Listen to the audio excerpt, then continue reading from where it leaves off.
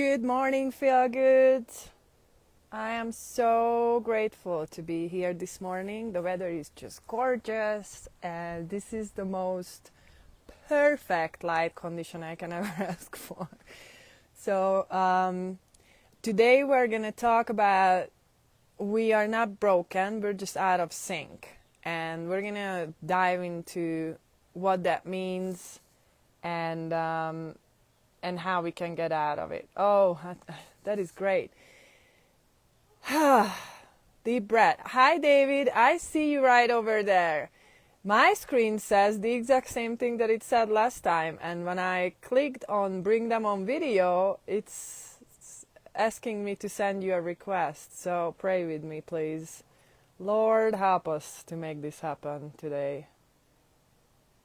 Okay, sent a request, even though I don't have, but hopefully you can accept it this time. Just let me know how it goes. Hey, that is awesome. Okay, sorry if I screamed in all of your ears. That's because I'm way too excited about the fact that my husband is here with me. Hey, David. Hey, I can't see you. Why not? I have no clue, but I can hear you. I can see you. I'm sure I'm visible. So can you just do with my voice? I hear you, yes, but I can't see you. Okay, awesome. Well, I think the most important part is hearing each other. Are you serious? Yeah. I haven't seen you in like 2.5 weeks. No, it's no, in 2.5 minutes, you mean. Oh, hi, everyone. All right, so today we're talking Hang about why you're not on a second. broken. Things are gonna start to feel good. Yeah, Things are gonna okay, make yeah, you you go all ahead. right. All right, thanks, Motley Crue, for our intro song. Okay, so we're not broken, we're just out of sync. And this whole thing came out of a post I posted yesterday. And you read it, right, David? What do you think about that post? Excellent, like Oh, always. I mean, did you recognize like a pattern, like a mentality that we often deal with when we talk to people about holistic wellness? Yeah, everywhere you go, we can't point our fingers at anyone. We're pointing our fingers at everyone. We Everyone. all do it. Yeah. We all do it. Yeah. So basically, I think a We're lot all of people, part of the same yeah, system. and a lot of, but the only thing that differs is the mindset. So some Yeah, people think, that it's their body that's acting up, and then they blame themselves. And I don't think that that's helpful. Like guilt is not really an effective wellness plan. So what we would like for you guys to kind of start to grasp today is that we are part of this system that is designed to keep us trapped. It's not a system that, the healthcare system. I don't even really know why we keep calling it healthcare system. I usually call it sick care system.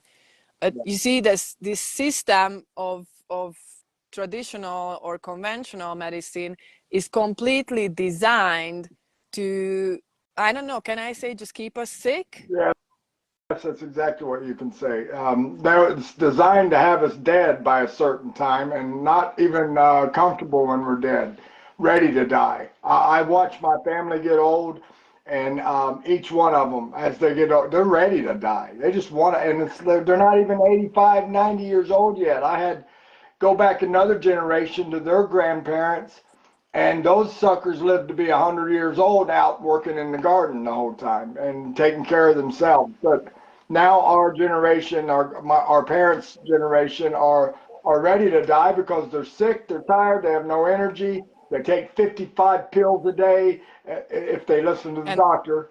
they And what do. do they got to live for? What do they got to live for? Of course, we all listen to the doctor. I remember when I had my head injury in '08, and they wanted me to start going to see doctors and psychiatrists. And I'm like, I ain't listening to them. They have no clue what they're talking about. I know what's going on with my body. I'm brain injured. And no, you're bipolar. You got these emotional problems. You got all, and because the doctor would say it's golden. Instead of, go back another generation, and my grandparents wouldn't have it going to the doctor. They didn't listen to doctors Well, came to your home. speaking of Doctors the, came to your that's what I was home. gonna say. Speaking of the previous generations, when I was a kid, our primary doctor, or the even the the what's the children's doctor called, pediatrician, even Pediatrician, the yeah. pediatrician would come to our house when I was sick. If I had fever, they didn't, nobody stuffed me in the car and took me anywhere.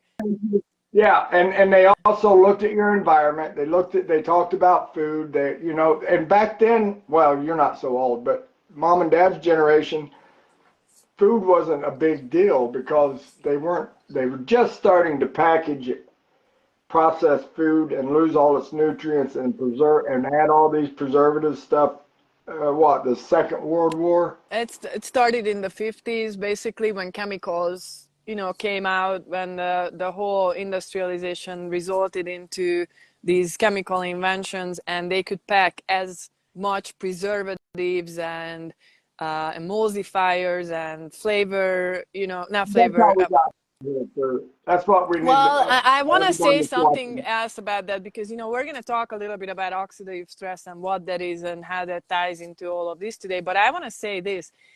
When people tell me that, oh, but look at how our grandparents ate, they ate bacon with this and that and all that kind of stuff. Yes, but our grandparents were not exposed to electromagnetic fields. They did not eat processed food. There was not a Wi-Fi in every single corner wherever they went. There was not nearly as much pollution in the air that there is today, and there was not as much pollution in the water that there is today. The So vegetables and all the stuff they ate didn't have all this crap sprayed on it that's making us as well, yeah, sick. exactly. So they, while they were actually worked in their garden, they were grounding, and they were making their own fertilizers, which were not artificial at all. My grandparents were mating. I mean, made 10 babies. Sorry, Chris. I don't know how that related to everything that we Well, you just said said. mating, and I thought you I said said mating. what? You said they were making, and I thought you Oh, said they were mating. okay, I said, no. yeah, they were. Well, Papa.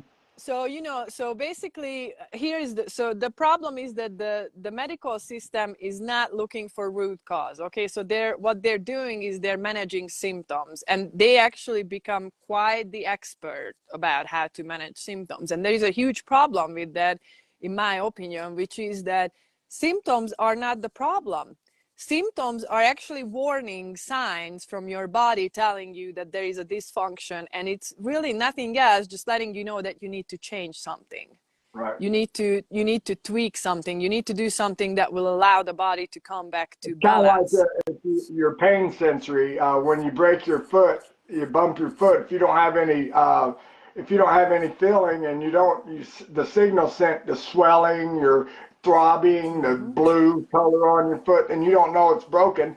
A friend of mine's dad broke his toe and left it broken for I don't know how long, till they had to cut his foot off because he didn't know it was broke.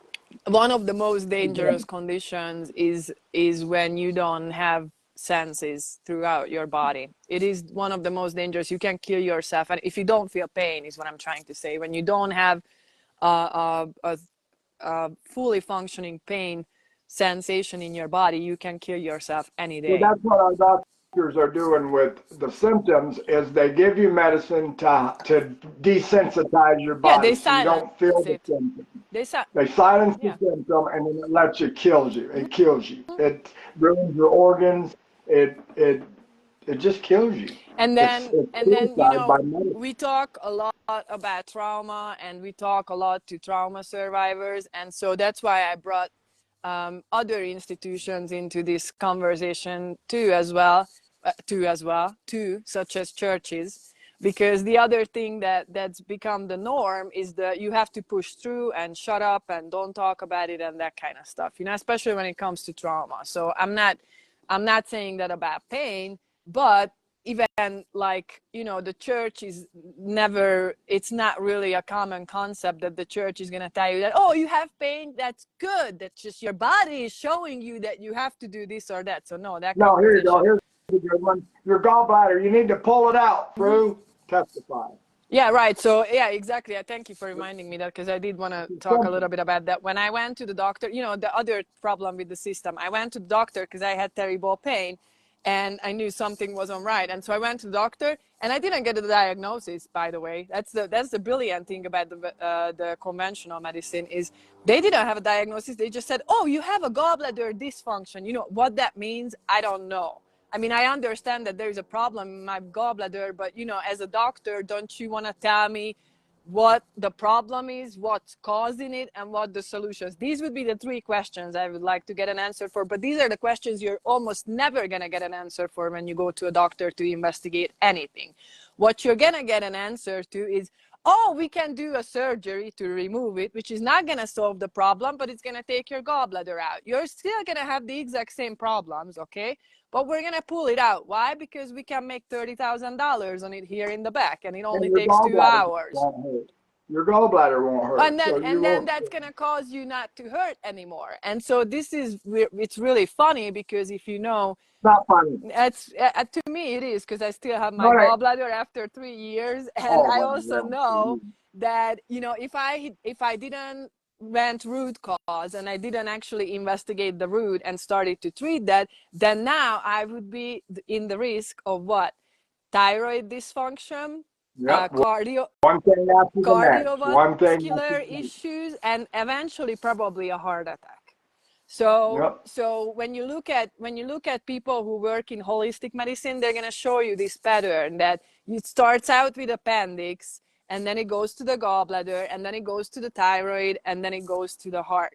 And so there are occasions, like for example, me, I didn't have appendix issues, but it ran in my family. Almost every single family, all the males in my family, actually, they had their appendixes removed. That's my opinion. And then guess what? And then they developed gallbladder issues later. So just because my appendix was removed, it doesn't mean that I can jump to the second step. Or it's also possible that you never had gallbladder or appendix issues, but you have thyroid issues. It's still caused by the same root cause, which is that your gallbladder, your liver is overwhelmed, and your gallbladder is not able to produce and push through. I'm sorry, the gallbladder doesn't produce it. The liver produces bile.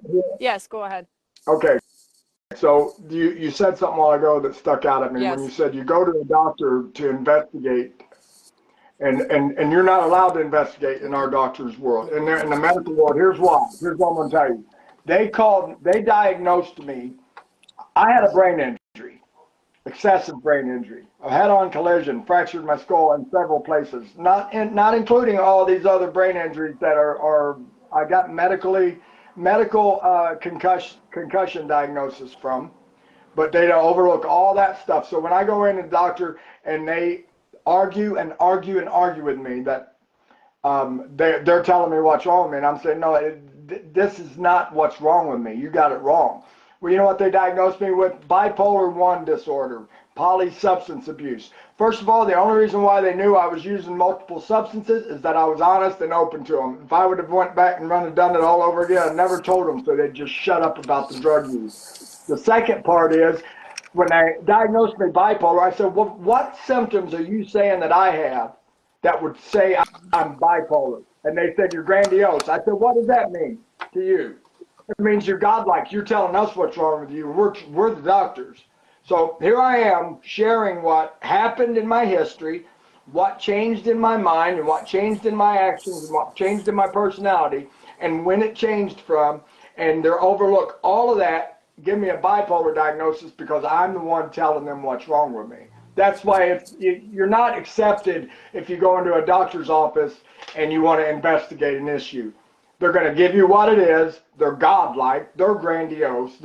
It makes me want to fuck Hey, but you them know out. what? I'm so glad that our doctors already, you know, used to the fact that we go there and we tell them what kind of exams we want them Yeah, to do, and yeah. then we help them. You know, we guide them to make the right Well, it to didn't draw the right happen before. conclusion. It did not happen before he wrote a letter to us, I know. stating that I could find another doctor because Fru got in my chart and sent him a message. that was really, really, da, da, da, da, da, da, da, and he thought it was me. And so we went back in there. I let him know. I said, "Hey, man, you were talking to my wife. That wasn't me. I don't want to change doctors. I just, want to make sure this is my wife. And that's Dr. Feelgood. She's gonna make me feel good." And you know what? He respected us after that. I'd like to give a shout Yeah, out that's what to I'm Doctor. saying too. I'm What's not. his name? Dr. Glidewell, Bridewell Curtis. in New Albany. Curtis Awesome Glidewell. young man. Yes, he got used to us. So, anyways, I brought a list. We haven't actually done this before, but I noticed that when I talk about oxidative stress, it's so brushed away, and I'm done with it, you guys. Just Yeah, be because done with it, fool. just You won. because no, I'm done with how that makes me feel. I'm gonna put Yeah. this list out here today, and that's gonna change things, I believe, because what you guys don't realize is that none of your doctors talk to you about oxidative stress. And look at this list. I made a list. This is not comprehensive, okay, but I made a list yesterday, and this is about how many conditions are either caused by oxidative stress or exacerbated by oxidative stress. Okay, What's that big old word you use mean? that means that when there is oxidative stress present in the body, then these conditions get a lot There you worse.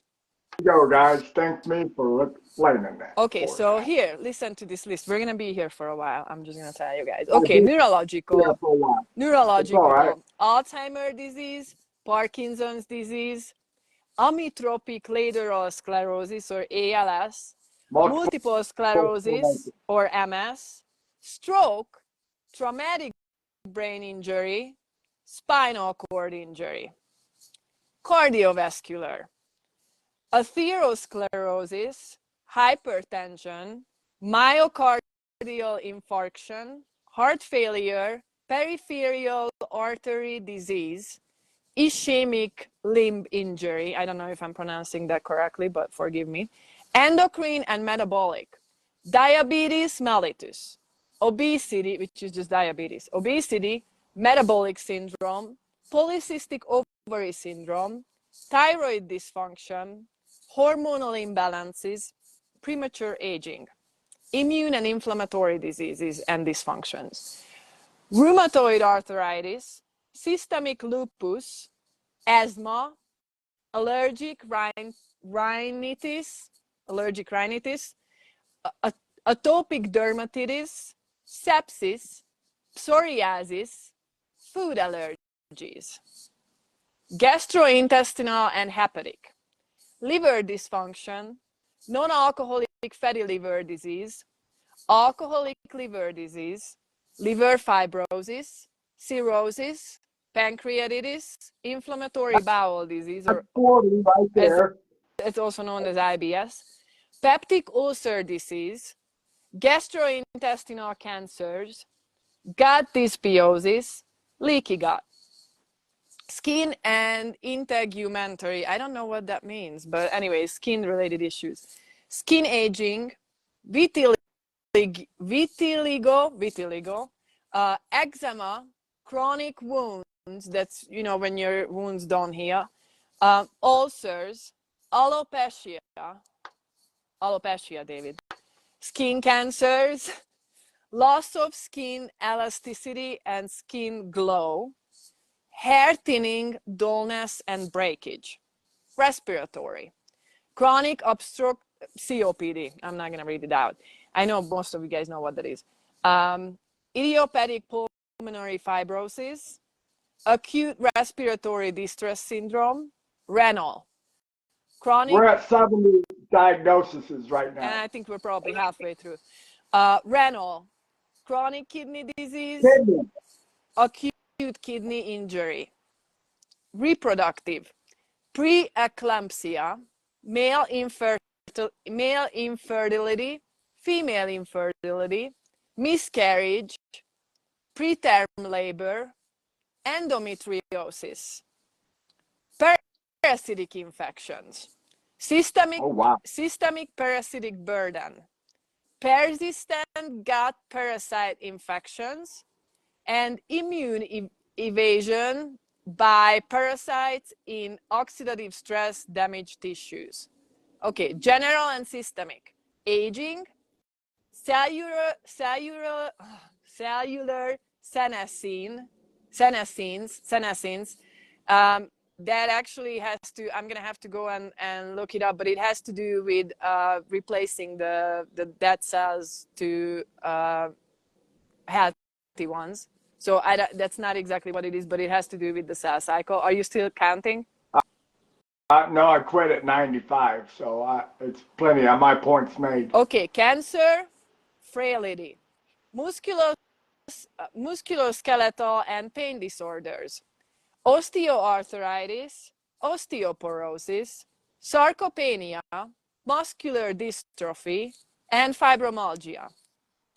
Neuropsychiatric and trauma-related disorders, PTSD, complex PTSD, CTE or chronic traumatic encephalopathy, PCS or post-concussion syndrome, depression, anxiety, memory loss and cognitive impairment, including poor retention, and premature death, which is associated with traumatic brain injury and chronic neuroinflammation.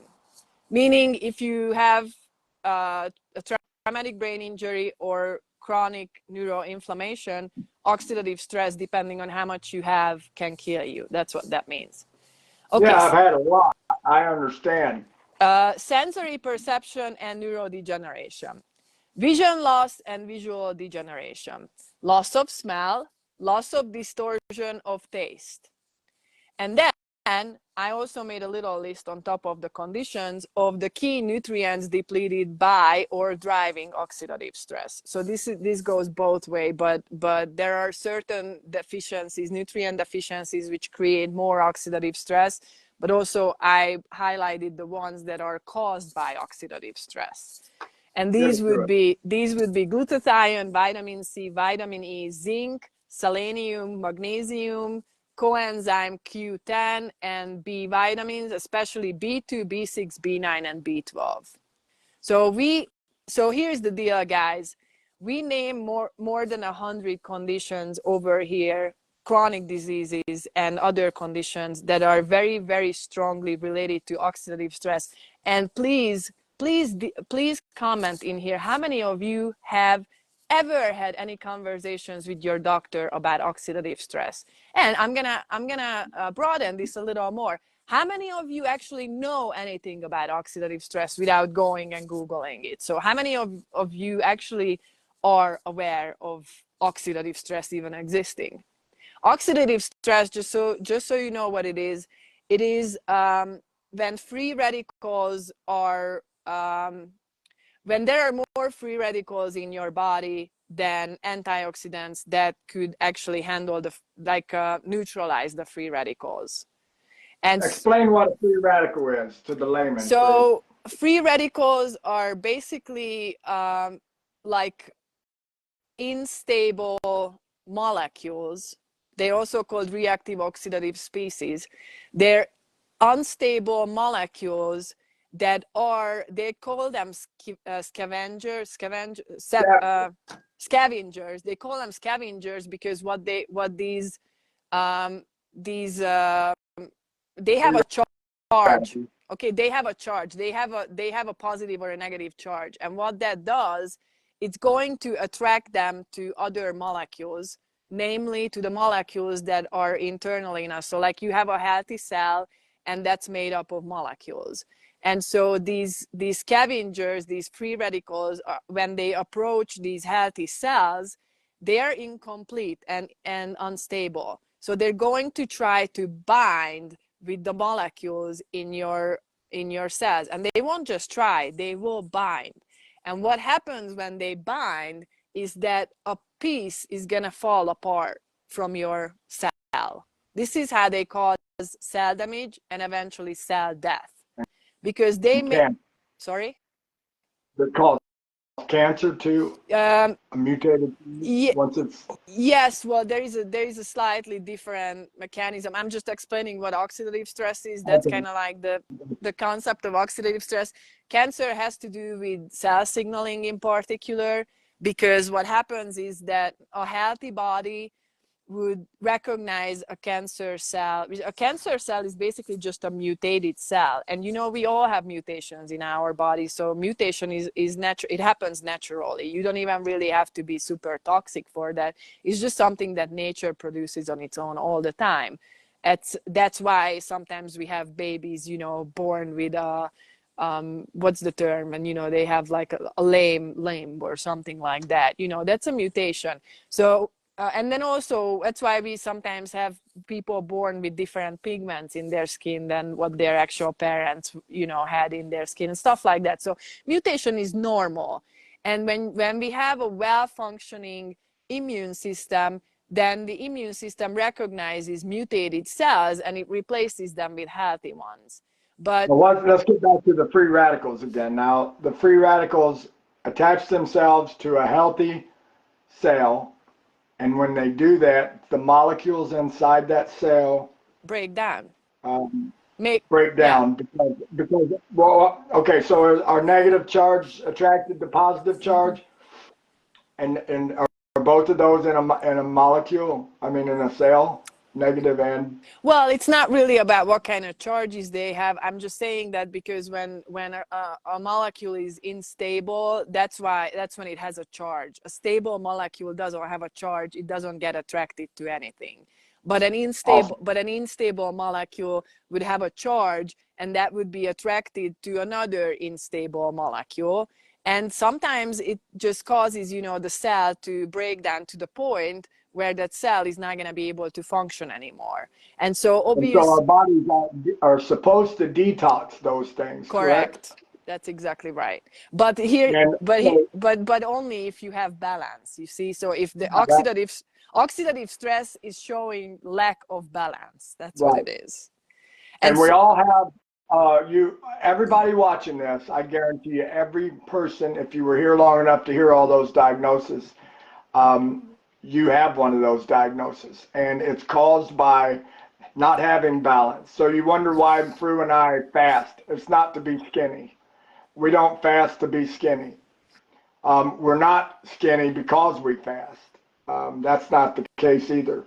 But we're detoxing, getting these chemicals and these toxins out of our body that should not be there so that our body can heal itself properly. now I'm gonna say this: if you did not recognize any of the conditions, you know, that I was talking about, I'm just gonna give you a short highlight of what it feels like when you have oxidative stress in your body. You have brain fog, anxiety, panic attacks. You have digestive issues, digestive sensitivities. You have hormonal imbalances, thyroid crashes, hair thinning, skin dullness, inflammation, and autoimmune flares. So these are the generic signs of oxidative stress in your body without an actual condition being called out by a physician. Inflammation, everybody's got it. You're burning somewhere. And so this isn't random, you guys. So like David and I, we like to watch Gary Brecka, and he put out a little video in which he explained that the data that life insurance companies hold in their hands can tell exactly, like month exactly, when you're gonna die if they look at your medical history. So these are not random. And when you look at the circumstances that we live in, you know, the environmental toxins, the stress, the trauma, and all that kind of stuff, it's really, really obvious that we accumulated these symptoms because we have this oxidative stress that our body is not able to deal with. And so the best thing that you can do for your health is to go down to the root, change the terrain, which would be changing oxidative stress into redox homeostasis, which is basically that balanced state in which every single system can function optimally, and you don't have to worry about parasites when you have redox balance in your body. Do you know why? Because parasites are not capable of reproducing when your body is in balance. Do they get into your body? Yes, they do. And then do you know what happens? Nothing. They die, and that's it. They go away. Your body detoxes them. But if you have a compromised system, and more so multiple compromised systems, then you have oxidative stress, you have inflammation, and parasites love that environment, and so they multiply in that environment. This So, goes back to our first episode on sugar. You say that parasites live off of oxidative in an environment where oxidative stress, the imbalance is at. And let's talk about like by what we put in our body, how that creates imbalance. Like not intentional. People that don't have a sweet tooth aren't intentionally consuming way too much processed sugar. It's just in everything that they well, make. this, yeah, this is a mindset that you guys have to like kind of embrace. Very similar to the conventional medicine mindset. The food producers are not making food so that you can be healthy, and then also the FDA is paid by food producers and pharmaceutical companies, so it's also not giving you any information that will Food protect and you. Drug Yes. Administration. So I'm all against it. My doctor told me something not too long ago. I was telling him I was using a natural leaf that was helping me with pain, and he said, "Oh man, I wouldn't touch that stuff. The FDA ain't approved it." I went, "You seriously that ignorant to say something that ignorant? Yeah. Like people they worship. That's an idol. That's an idol. They worship the FDA. They worship the medical world. So therefore, when they say something, it's got to be right. It's what my doctor said. This is what my doctor said. This is what my doctor said. It's bull crap's what it is. Fed you a whole plate full of bull crap. And I like crap. I like to say it's BS, David. You know what BS stands for? Yeah. It stands for belief system. That's what it I stands for. Yeah. was Yeah. about to say some woman word that preacher's wives would be calling us up. Did you say SHIT I online? say BS all the time now since I realized that it's a belief system issue.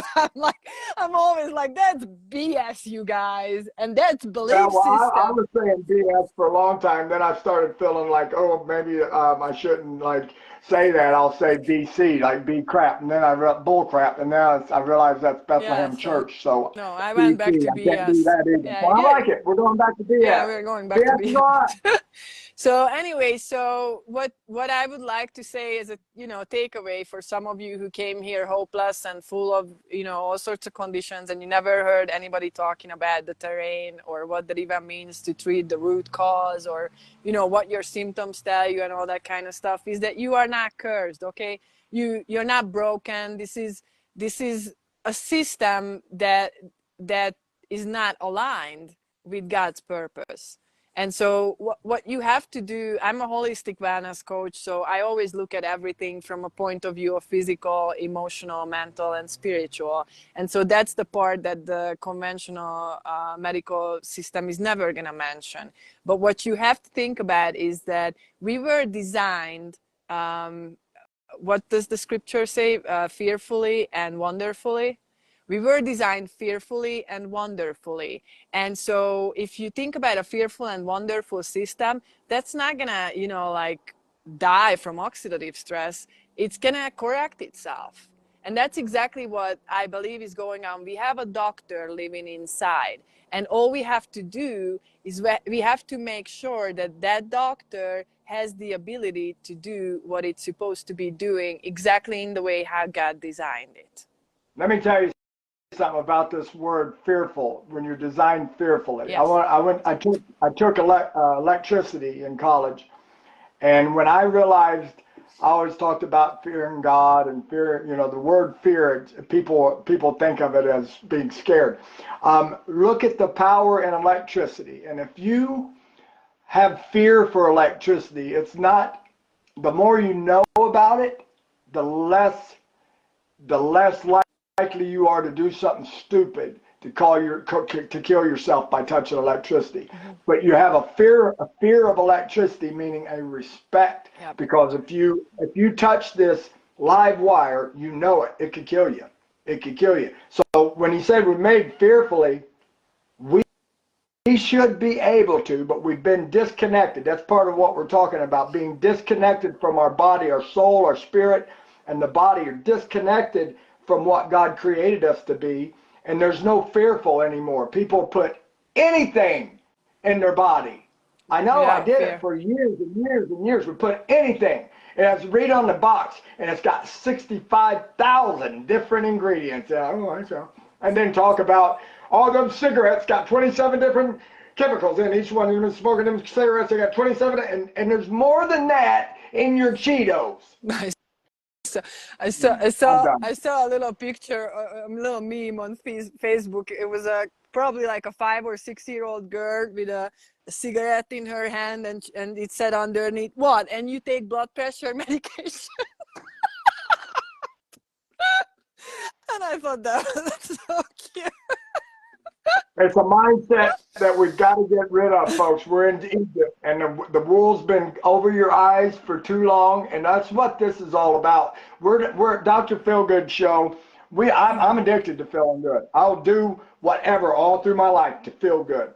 Well, I went through every substance, every program, every little thing the world had to offer to feel good. It only lasts like this, and then you got to get more, and then you got to get more, and you can't keep up with the amount of what you got to keep doing to get feeling good. This right here, this system, breaking down that system in your mind and creating a new mindset, it takes slower time. I've been doing this for 6 years. It doesn't happen like that. It takes faithfulness, commitment, and you got to be different than the rest of your friends and family. Yep. You got to be peculiar. You got to stand out. And it's all written in the scriptures. That's where your reward comes from. It's obedience. He said to do this, and we overlook it. We're too busy telling people they can't wear pants if they're a woman and can't cut their hair, or we're too busy. How you look, how you look, how you look. And Jesus said, "You're full of dead man's bones. I got to pee."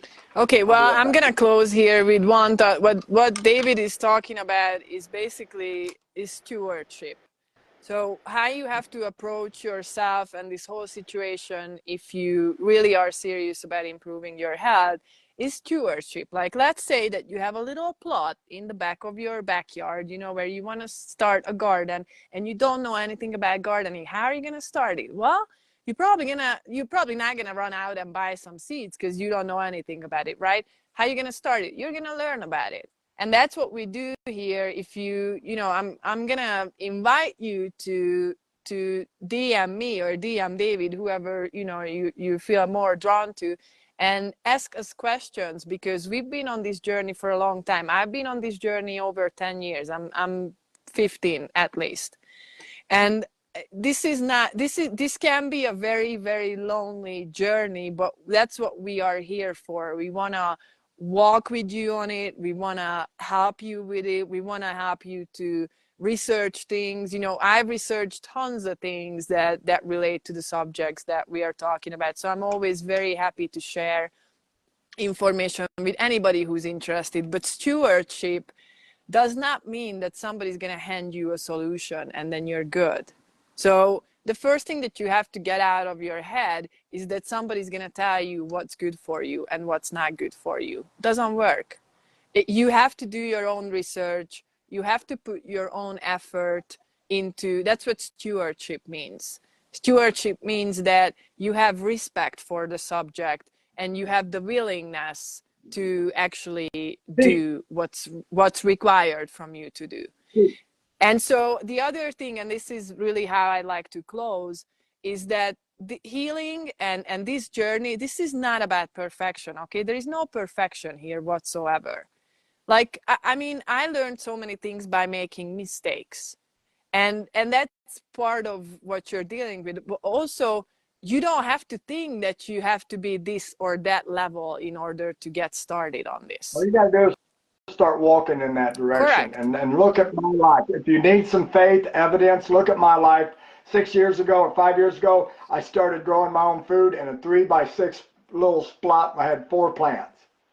And now look what God's done. He will reward you over and over. You just got to keep doing Yeah, it. Start somewhere. because your intention and then your consistency is what's going to create a result. So as long as you go into this with the intention of getting better and fully wanting to sacrifice whatever it requires from you to sacrifice in order to get better, you will get better. That's how I got better. I was extremely sick 15 years ago. The reason why I'm here today and I'm talking to you guys about this is because I went through a healing that I can barely talk to people about because they don't believe it. And so, you know, that separates me from other people, but also it created a desire in my heart to give it back to those who are willing to do Well, this that's on the their love own. of Christ in us. You know, instead of us being upset, mad, and judge everybody and condemn everybody, we want to share with you what we've gone through, what we've experienced, and then we want you to take a walk and start to experience. You know, as a gardener, I find all the time people telling me, "What, you can't do that, or you can't do, you got to do this, or you got to," and no, I don't. I do exactly what I feel is right, and God shows me through time over what I'm doing wrong and what I'm doing good, and a lot of the things that I do that's so different in other folks works better than what anything else I've seen. So. Yeah, because you have to Uh, find your own rhythm. You have to, you see that your body is talking to you. Your body is not talking to your primary physician. Your body is well, it not tries talking to to. what?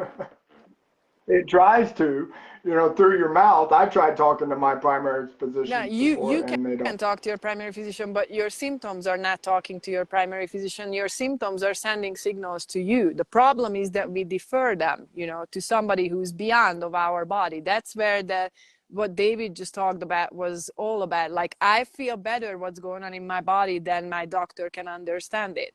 So that's why I don't personally need anybody's help to figure out if something is good for me or not. But that's also 15 years of experience in trying different things and learning about how to evaluate supplements, for example, or a new stretch routine, or, you know, whether or not grounding, you know, makes a difference in my life. All of those things, you can measure those, and we can help with this. So if you need help, if you're serious, and if you want to get started, and if you're sick and tired of being sick and tired, then please reach out to us. We're here.